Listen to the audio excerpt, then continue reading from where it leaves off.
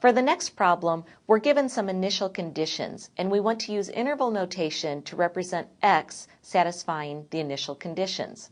So we have y is equal to 2x minus 5, and y is at least negative 3 and no more than 7. So let's look at the first part of what we have. Y is at least negative 3. That means that y is greater than or equal to negative 3. And also y is no more than 7. So that means it can actually be 7, but no more than 7. And we could express that as y is less than or equal to 7. Now, we're asked to write our solution in an interval notation in terms of x. So for y, let's substitute what y is equal to. It's equal to 2x minus 5.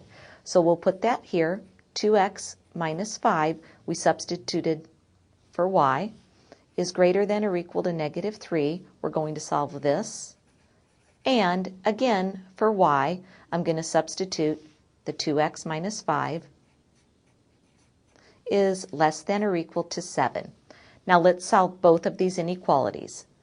For our first inequality, we'll just add 5 to both sides, and we'll get 2x is greater than or equal to, we have negative 3 plus 5 is 2.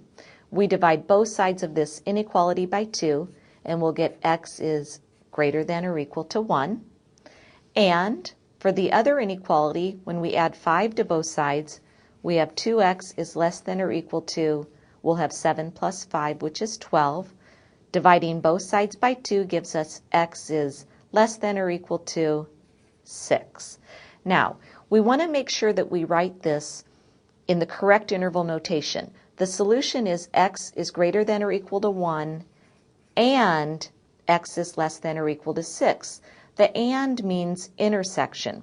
So in order to write the interval notation, I like to sometimes put it on a number line just to see what it looks like. So we have 0, 1, 2, 3, 4, 5, and 6. The first part says x is greater than or equal to 1. So that would indicate that we would have a bracket at 1 with our arrow going to the right. And we have x is less than or equal to 6. So again, that's going to be a bracket on the 6, but our arrow is going to be going to the left. Now remember, and means intersection. Intersection are elements that are common to both. So the only elements that are common to both are these elements between 1 and 6, including the endpoints 1 and 6. So therefore, the correct interval notation should be the closed interval from 1 to 6.